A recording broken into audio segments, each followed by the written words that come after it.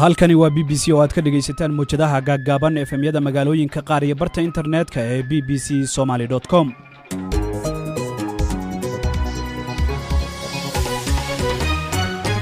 duhur wanaagsan dhageystayaal waa 3 bisha Abriil saacadda Afrikada Barina waa 2 duhurnimo oo gowa. qodobada aad ku maqli doontaan barnaamijkana waxaa ka mid ah wararkii ugu dambeeyay caalamka ee xanuunka fayraska corona. guddiga ku meel gaarka ee dhamaystirka xeerarka doorashooyinka Soomaaliya oo hakiyay howlahoodii sabab la xiriira xanuunkaasi.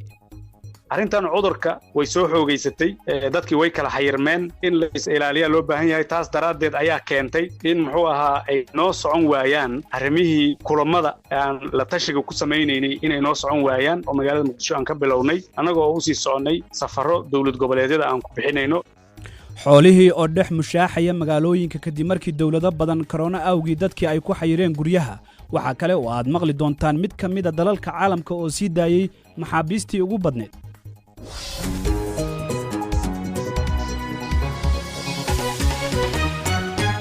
qodobadaas iyo kuwa kale oo caalamka iyo Soomaalida ku saabsan ayaad ku maqli doontaan barnaamijkan oo soo saaray Ciise Xaaji Cabdulle anigoo Xasan Sheekh Umar ah ayaan idin la socodsiinaya.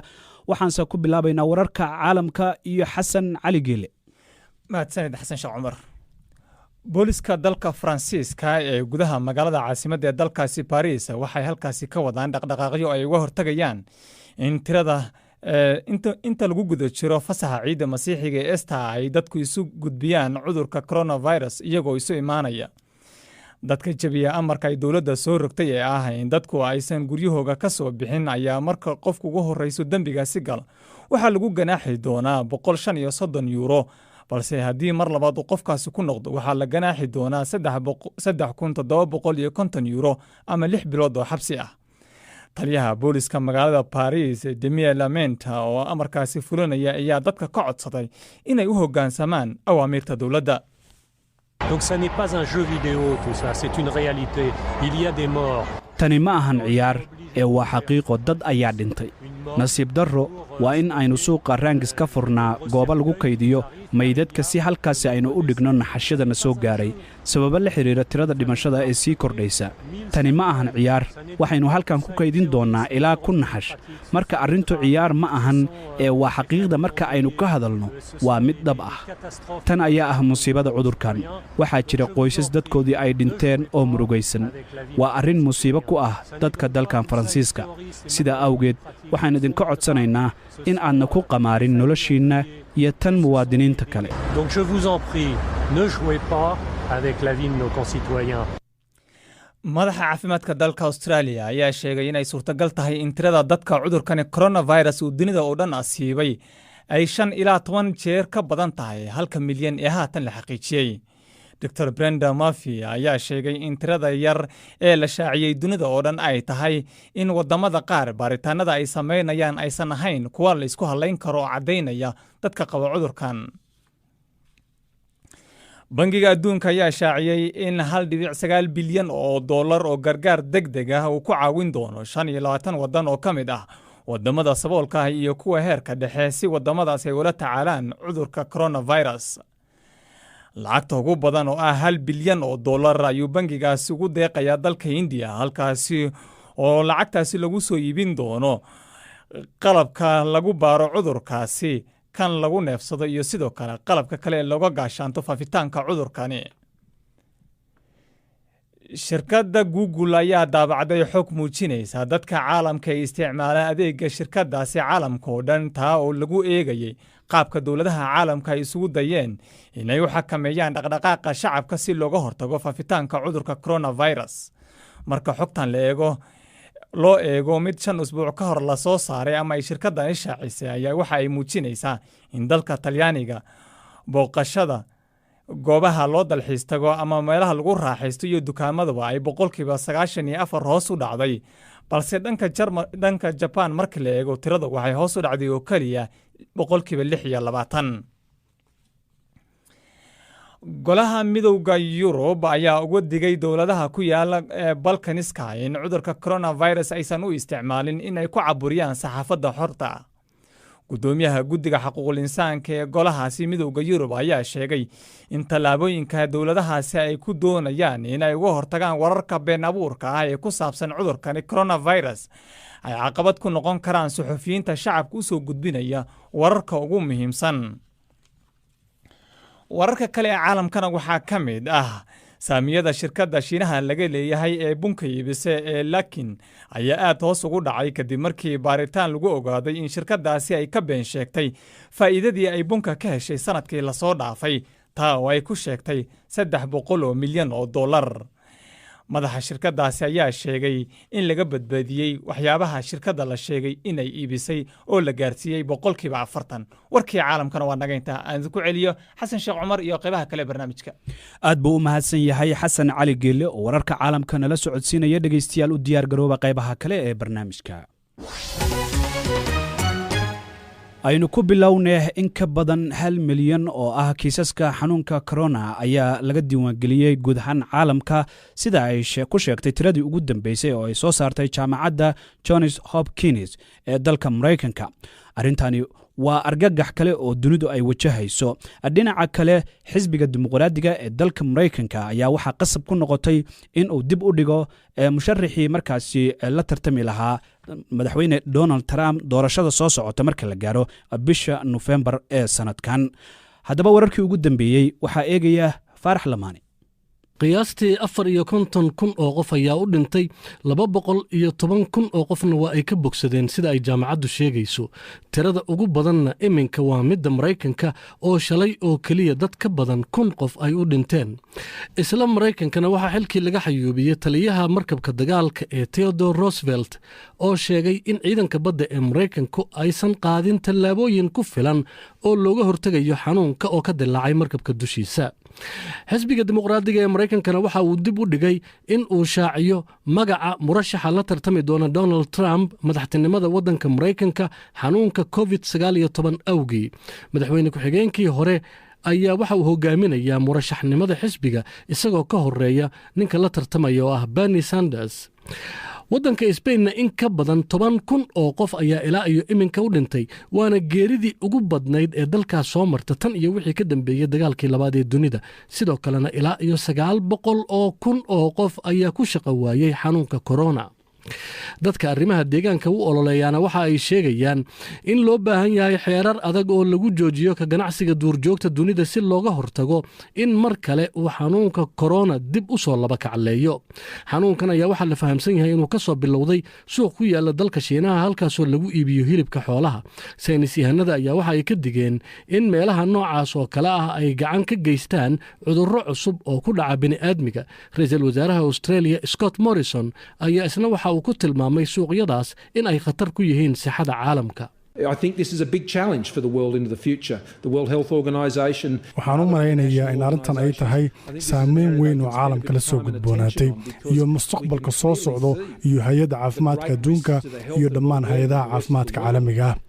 waxaan u malaynayaa in loo baahan yahay in wakhti dheeraada la siiyo arrintan sababtoo ah waxaan aragnay halista caafimaad ee dunida uu ku hayo cudurkan. saas daraaddeedna dabcan waxaan aragnay dhibaatooyinka ka dhashay.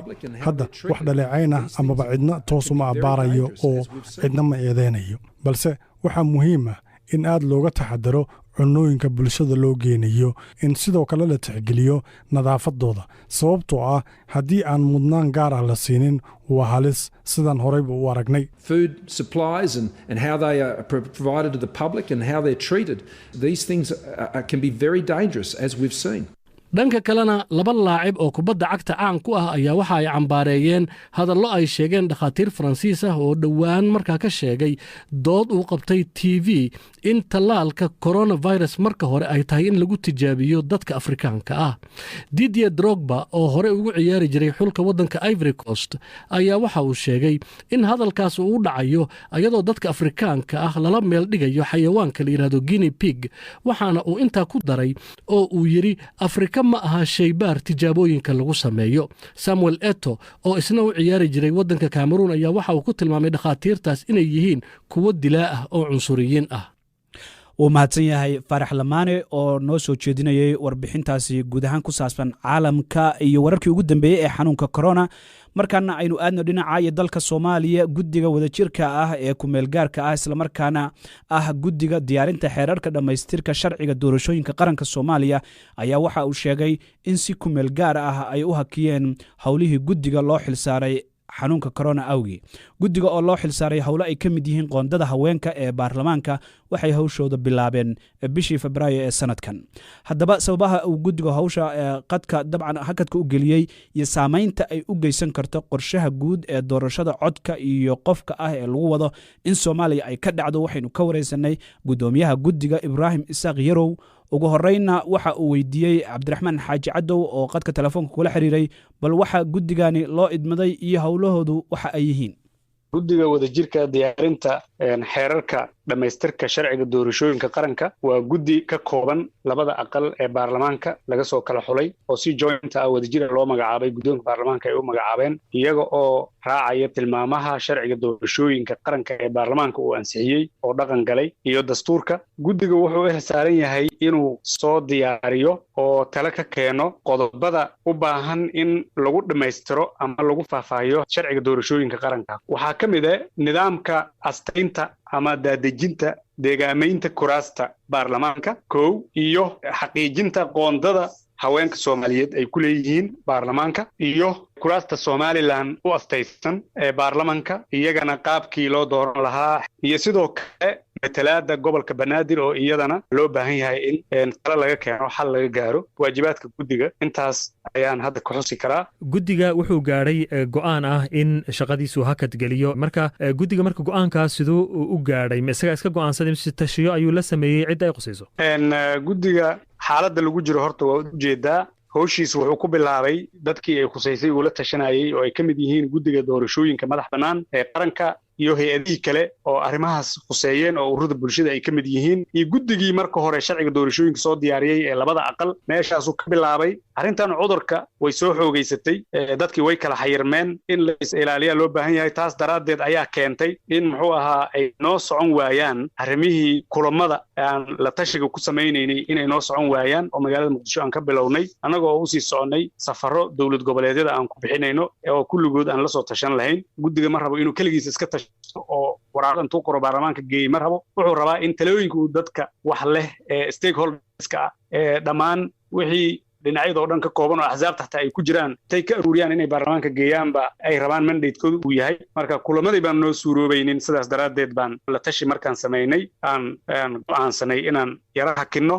waa wadi doonaa shaqadeena hase yeeshee qoraal iyo shaqadii in guryaheena aan ka wadno oo qalabkii tiknolojiyada anagoo adeegsanayna aan wadno ma reebana waana ku ballangnay. xubnaha guddigana waa iska warqabaan wayna soconaysaa insha Allah. guddiga marka goorma isku soo noqonaya hadduu alla idmo oo shaqadiisu si rasmi u bilaabaya. guddiga meel ma kala jiro magaalada Muqdisho caasimada ayuu joogaa aqlabiyadiisu ugu badan tahay shaqadiisana halkaasuu ka wataa. marka hab waxaan samaynaynaa ilaahay u yiraahdo ku tashanay oo tiknolojiyada aan ku xiriiri karno hadday noqoto webinars Skype waxay noqotaba inaan muxuu wax samaysano qaab noo suurtagelinaya inaan wada shaqayn karno laakiin isku keenidii dadkii iyo howlihii iyo safaradii aan geli lahayn baan suuroobaynin taas baan hakinay. waayahay marka guddigan wuxuu shaqadiisu bilaabay bishii Febraayo ama bishii labaad ee sanadkan marka ilaa iyo hadda guddiga howlihii loo igmaday maxaa u qabsoomay? guddiga wax badan baa u qabsoomay. qorshihiisii markuu isku yimid oo doorasho sameeyey oo isdhisay oo gudihiisa isdoortay heer hoosaad buu samaystay oo lagu soconayo oo habraaci lagu diyaarin lahaa shuruucdaas iyo qorshahooleedkii guddiga oo waqtiyeysan buu samaystay oo noo soo dhammaan lahaa haddii cudurkan uusan na dhexgeli lahayn waxyaabaha interruptionka uu nagu samaynayo haddii uusan imaan lahayn aan ku soo dhammayn lahayn May aan ku soo dhammayn lahayn gudaheed. waayahay ugu dambayn doorasho qof iyo cod ah oo la filayay inay dalka Soomaaliya ka dhacdo dib ayay markaa u dhacaysaa soo looma fasiran karo mar haddii marka guddiga shaqadiisii hakad u geliyey. ilaahay ha naga haayo ilaa hadda arrintaasi iima muuqato. shaqadii wixii baarlamaanka haddii isku soo laabto anagu waa geyn karnaa xeerarka ilaahay hadduu yiraahdo kalfadhiga uu furmo inaan geyn karnaa aaminsanahay. doorasho qof iyo codana rajo laga qabo ay dhici karto. ilaahay ha naga haayo masiibo naga celiso iyo muxuu ahaa coronaviruskan in soo xakamaysmo oo ay noo suurowdo isu socodkii iyo in aan ku dhiirin karno nolol iyo mustaqbal. kaasi wuxuu ahaa guddoomiyaha guddiga ee ka shaqaynaya arrimaha doorashooyinka ama dhammaystirka xeerarka doorashooyinka ee dalka Soomaaliya Ibraahim Isaaq Yarow ayuu ahaa kaasi oo u waramayay wariyaha BBC-da Cabdiraxmaan Xaaji Cadow. qodobkaasi qaar ka mid ah dhegeystayaasha BBC-da ayaa aragtidooda ka soo dhiibtay. dhegeystaan oo lagu magacaabo Falastiin Khaliif Yuusuf oo joogta Muqdisho waxa ay leedahay guddiga doorashooyinka Soomaaliya ee hakiya howlahoodii waa muhiim in laga taxadaro halista ka imaan karta isdhexgalka shaqooyinka iyo isu imaatinka. way mahadsan tahay. dhegeysto kale oo lagu magacaabo ciid qaasim warsame oo ku nool magaalada Burco waxa uu leeyahay guddiga kumeel gaarka ah ee u xilsaaran dhammaystirka xeerarka doorashooyinka ee Soomaaliya ee markaasi hakiyay howlahoodii sababo markaasi la xiriira xanuunka COVID-19 waan soo dhaweynayaa sababtuna waxay tahay uu leeyahay waa tallaabo taxadarka iyo ka hortagga xanuunkan ba'an ee caalamka sida weyn u saameeyey. way mahadsan yihiin waa qaar ka mid ah dhegeystayaasha BBC-da oo halkaa aragtidooda ku soo dhiibanaya. welina halka aad naga dhegeysanaysaan waa BBC.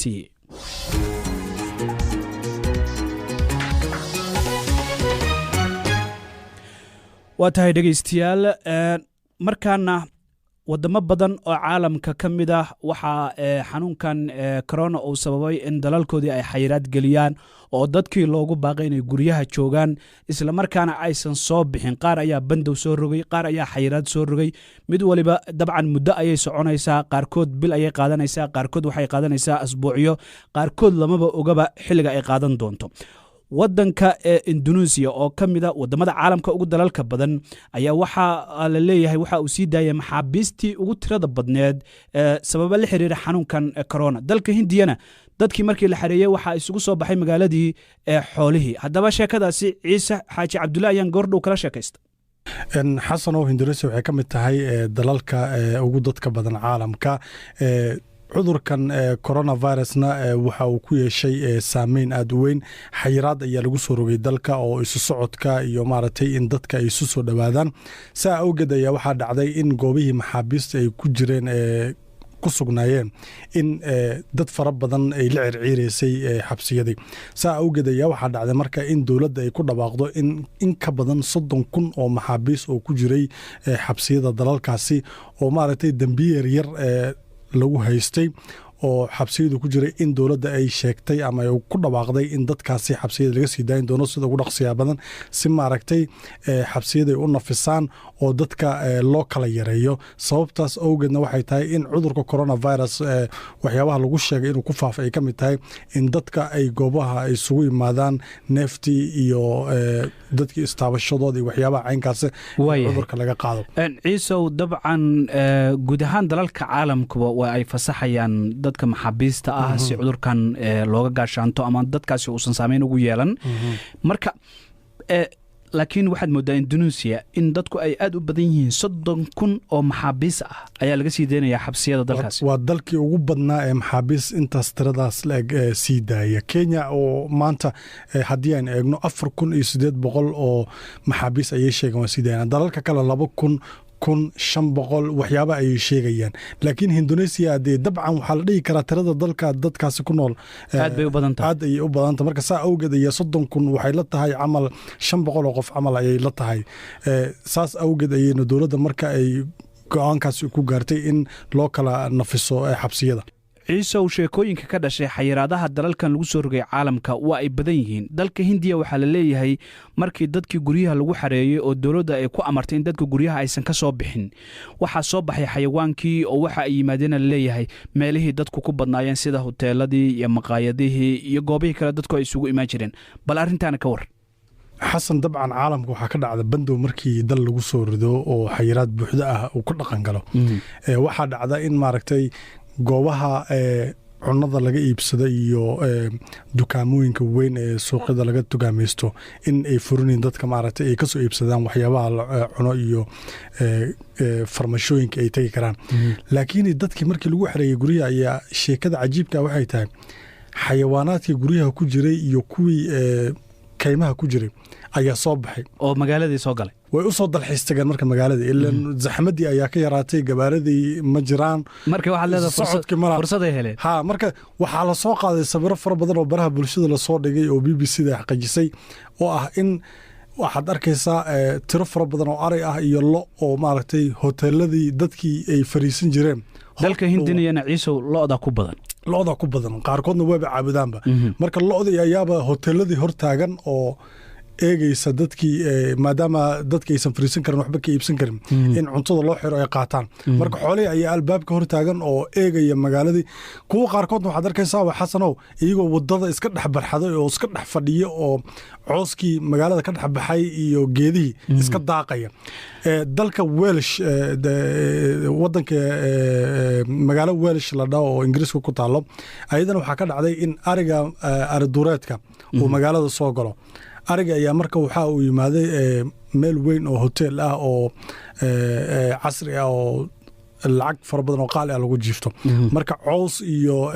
waxa lagu talaalay ubaxyo qurux badan baa meesha lagu taalay kuwii buu qabsaday degii dambas ayuu ka dhigay marka haatan waxaa taagan baraha bulshada ka socoto bal xoolihii wax badan baan u tagnay oo kaymahooda ugu tagnay hadda iyaga ayaana soo booqanaya oo magaalooyinka imaanaya oo magaalada imaanaya arrintaasna dabcan waxaa abuuray ama sameeyey ama sababayba xanuunkan coronavirus oo dadkii ku qasbay inay guryaha joogaan oo la leeyahay waxa looga badbaadi karaa waa in qofkii uu guriga joogaa oo sidaa dadkii kale uu soo dhexgelin xitaa haddii uu isku arko ciise waad mahadsantahay markaana baafinta waxaa sii wada jira stuudiyaha BBC-da ee magaalada Nairobi idinkaga soo tabinaya anigoo ah Caasha Saciid Xasan iyo Samiira Cabdulaahi Jaamac. Samiiro mahadsanid Caasha. baafinta ugu horeysa maanta waxay naga soo gaartay Farxiya Mahdi Cawad oo joogta Burco. waxay baafinaysaa Roodo Mahdi Cawad waxa ugu wardambeysay iyadoo ku sugan Liibiya sanadii 2005. haddaba haddii ayna maqlayso Roodo Mahdi Cawad amaba ay jirto cid garanaysa fadlan warkeeda ha la gaarsiiyo Farxiya Mahdi Cawad iyadoo wixii waraa loo sii marin karo xafiiska baafinta bisha cas ee ku leedahay Burco. Maxamed Ciise Cabdi oo jooga Sool waxa uu baafinaya Xasan Ciise Cabdi iyo Faadumo Ciise Cabdi waxa ugu wardambeysay ayagoo ku sugan Yemen 2016. haddaba haddii ayna maqlayaan ama bay jirto cid garanaysa fadlan warkooda ha la gaarsiiyo Maxamed Ciise Cabdi iyadoo wixii waraa loo sii marin karo xafiiska baafinta bisha cas ee ku leedahay Sool. Naciimo Faarax Axmed oo joogta Burco waxay baafinaysaa Hinda Faarax Axmed waxa ugu wardambeysay iyadoo ku sugan Itoobiya sanadii 2010. haddaba haddii ayna maqlayso Hinda Faarax Axmed ama bay jirto cid garanaysa fadlan warkeeda ha la gaarsiiyo Naciimo Faarax Axmed iyadoo wixii waraa loo sii marin karo xafiiska baafinta bisha cas ee ku leedahay Burco. Qadra Axmed Cali oo joogto Sool waxay baafinaysaa Nimco Axmed Cali waxa ugu wardambeysay iyadoo ku sugan Yemen 2013. haddaba haddii ayna maqlayso Nimco Axmed ama bay jirto cid garanaysa fadlan warkeeda ha la gaarsiiyo Qadra Axmed iyadoo wixii waraa loo sii marin karo xafiiska baafinta bisha cas ee ku leedahay Sool. Anise Xuseen Ibraahim oo joogta Burco waxay baafinaysaa Nuuro Xuseen Ibraahim waxa ugu wardambeysay iyadoo ku sugan Sacuudiga sanadii 2006. haddaba haddii ayna maqlayso Nuuro Xuseen Ibraahim ama bay jirto cid garanaysa fadlan warkeeda ha la gaarsiiyo Anise Xuseen Ibraahim iyadoo wixii waraa loo sii marin karo xafiiska baafinta bisha cas ee ku leedahay Burco. Khadiijo Maxamed Jaamac oo joogto Sool waxay baafinaysaa Axmed Maxamed Jaamac waxa ugu wardambeysay isagoo ku sugan Kenya 2014. haddaba haddii uu maqlayo Axmed Maxamed ama bay jirto cid garanaysa fadlan warkiisa la gaarsiiyo Khadiijo Maxamed iyadoo wixii waraa loo sii marin karo xafiiska baafinta bisha cas ee ku leedahay Sool. Hoodo Jaamac Faarax oo joogta Burco waxay baafinaysaa Hibaaq Jaamac Faarax waxa ugu wardambeysay iyadoo ku sugan Djibouti 2003. haddaba haddii ayna maqlayso Hibaaq Jaamac Faarax ama bay jirto cid garanaysa fadlan warkeeda ha la gaarsiiyo Hoodo Jaamac Faarax iyadoo wixii waraa loo sii marin karo xafiiska baafinta bisha cas ee ku leedahay Burco. Faadumo Nuur Khayre oo joogto Burco waxay baafinaysaa Deeqa Nuur waxa ugu wardambeysay iyadoo ku sugan Yemen 2006. haddaba haddii ayna maqlayso Deeqa Nuur ama bay jirto cid garanaysa fadlan warkeeda ha la gaarsiiyo Faadumo Nuur iyadoo wixii waraa loo sii marin karo xafiiska baafinta bisha cas ee ku leedahay Burco. Shiro Cumar Dhawal oo jooga Zeylac waxa uu baafinayaa Amuun Shiro Cumar waxa ugu wardambeysay iyadoo ku sugan Djibouti sanadii 2017. haddaba haddii ayna maqlayso Amuun Shiro Cumar ama bay jirto cid garanaysa fadlan warkeeda ha la gaarsiiyo Shiro Cumar Dhawal iyadoo wixii waraa loo sii marin karo xafiiska baafinta bisha cas ee ku leedahay Zeylac. Maxamed Jaamac Cali oo jooga Sool waxa uu baafinayaa Yuusuf Jaamac Cali waxa ugu wardambeysay isagoo ku sugan Liibiya 2013. haddaba haddii uu maqlayo Yuusuf Jaamac ama bay jirto cid garanaysa fadlan warkiisa la gaarsiiyo Maxamed Jaamac iyadoo wixii waraa loo sii marin karo xafiiska baafinta bisha cas ee ku leedahay Sool. faa'isa cali geedi oo joogta burco waxay baafinaysaa sabaad cali geedi waxaa ugu wardambeysay iyadoo ku sugan suudaan sanadii 2006 haddaba haddii ayna maqlaysa sabaad cali geedi amaba ay jirto cid garanaysa fadlan warkeeda ha la gaarsiiyo faa'isa cali geedi iyadoo wixii waraa loo sii marin karo xafiiska baafinta bisha cas ee ku leedahay burco. jalaaludiin aadan ismaaciil oo jooga ceergaabo waxa uu baafinayaa miro aadan ismaaciil waxaa ugu wardambeysay isagoo ku sugan liibiya 2011 haddaba haddii uuna maqlayo miro aadan amabay jirto cid garanaysa fadlan warkiisa la gaarsiiyo jalaaludiin iyadoo wixii waraa loo sii marin karo xafiiska baafinta bisha cas ee ku leedahay ceergaabo. riyaaq axmed kaariye oo joogto burco waxay baafinaysaa yurub axmed kaariye waxaa ugu wardambeysay iyadoo ku sugan sacuudiga sanadii 2000 haddaba haddii ayna maqlayso yurub axmed kaariye amabay jirto cid garanaysa fadlan warkeeda la gaarsiiyo riyaaq axmed kaariye iyadoo wixii waraa loo sii marin karo xafiiska baafinta bisha cas ee ku leedahay burco. ismaaciil aadan faarax oo jooga ceergaabo waxa uu baafinayaa axmed ismaaciil waxaa ugu wardambeysay isagoo ku sugan dalka talyaaniga 2015 haddaba haddii uuna maqlaya axmed ismaaciil amabay jirto cid garanaysa fadlan warkiisa ha la gaarsiiyo yuusuf ismaaciil iyadoo wixii waraa loo sii marin karo xafiiska baafinta bisha cas ee ku leedahay ceergaabo. nimco yuusuf xasan oo joogta burco waxay baafinaysaa naciimo yuusuf xasan waxaa ugu wardambeysay iyadoo ku sugan ingiriiska sanadii 2009 haddaba haddii ayna maqlaysa naciimo yuusuf xasan amaba ay jirto cid garanaysa fadlan warkeeda ha la gaarsiiyo nimco yuusuf xasan iyadoo wixii waraa loo sii marin karo xafiiska baafinta bisha cas ee ku leedahay burco. cadaan saalax saciid oo joogta ceergaabo waxay baafinaysaa jaamac saalax saciid waxaa ugu wardambeysay isagoo ku sugan liibiya 2013 haddaba haddii uuna maqlayo jaamac saalax amabay jirto cid garanaysa fadlan warkiisa la gaarsiiya cadaan saalax iyadoo wixii waraa loo sii marin karo xafiiska baafinta bisha cas ee ku leedahay ceergaabo. raaxo jaamac ibraahim oo joogta burco waxay baafinaysaa warda jaamac ibraahim waxaa ugu wardambeysay iyadoo ku sugan dalkani kenya sanadii 2002 haddaba haddii ayna maqlaysa warda jaamac ibraahim amaba ay jirto cid garanaysa fadlan warkeeda ha la gaarsiiyo raaxo jaamac ibraahim iyadoo wixii waraa loo sii marin karo xafiiska baafinta bisha cas ee ku leedahay burco. maxamuud axmed maxamed oo jooga ceergaabo waxa uu baafinayaa sharma arka cartan xuseen waxaa ugu wardambeysay isagoo ku sugan imaaraadka 2006 haddaba haddii uuna maqlayo sharma arke cartan xuseen amabay jirto cid garanaysa fadlan warkiisa ha la gaarsiiyo maxamuud axmed iyadoo wixii waraa loo sii marin karo xafiiska baafinta bisha cas ee ku leedahay sanaag. nuura heybe ismaaciil oo joogta burco waxay baafinaysaa shaadiyo heybe ismaaciil waxaa ugu wardambeysay iyadoo ku sugan etoobiya sanadii 2010 haddaba haddii ayna maqlaysa shaadiyo heybe ismaaciil amaba ay jirto cid garanaysa fadlan warkeeda ha la gaarsiiyo nuura heybe ismaaciil iyadoo wixii waraa loo sii marin karo xafiiska baafinta bisha cas ee ku leedahay burco. raaqiyo kayse oo joogto burco waxay baafinaysaa aasiyo kayse waxaa ugu wardambeysay iyadoo ku sugan liibiya 2003 haddaba haddii ayna maqlayso aasiyo kayse amabay jirto cid garanaysa fadlan warkeeda ha la gaarsiiyo raaqiyo kayse iyadoo wixii waraa loo sii marin karo xafiiska baafinta bisha cas ee ku leedahay ceergaabo. raxmo cali maxamed oo joogta burco waxay baafinaysaa koos cali maxamed waxaa ugu wardambeysay iyadoo ku sugan liibiya sanadii 2003 haddaba haddii ayna maqlayso koos cali maxamed amaba ay jirto cid garanaysa fadlan warkeeda ha la gaarsiiyo raxmo cali maxamed iyadoo wixii waraa loo sii marin karo xafiiska baafinta bisha cas ee ku leedahay burco. yurub xasan maxamed oo joogto burco waxay baafinaysaa qadar xasan maxamed waxaa ugu wardambeysay isagoo ku sugan kenya 2008 haddaba haddii uuna maqlayo qadar xasan amabay jirto cid garanaysa fadlan warkiisa la gaarsiiyo yurub xasan iyadoo wixii waraa loo sii marin karo xafiiska baafinta bisha cas ee ku leedahay burco. luul faarax siyaad oo joogta burco waxay baafinaysaa hibaaq faarax siyaad waxaa ugu wardambeysay iyadoo ku sugan yemen sanadii 2008 haddaba haddii ayna maqlayso hibaaq faarax siyaad amaba ay jirto cid garanaysa fadlan warkeeda ha la gaarsiiyo luul faarax siyaad iyadoo wixii waraa loo sii marin karo xafiiska baafinta bisha cas ee ku leedahay burco. farduus axmed diiriye oo joogta burco waxay baafinaysaa raxmo axmed diiriye waxaa ugu wardambeysay iyadoo ku sugan etoobiya 2010 haddaba haddii ayna maqlayso raxmo axmed amaba ay jirto cid garanaysa fadlan warkeeda ha la gaarsiiyo farduus axmed iyadoo wixii waraa loo sii marin karo xafiiska baafinta bisha cas ee ku leedahay burco.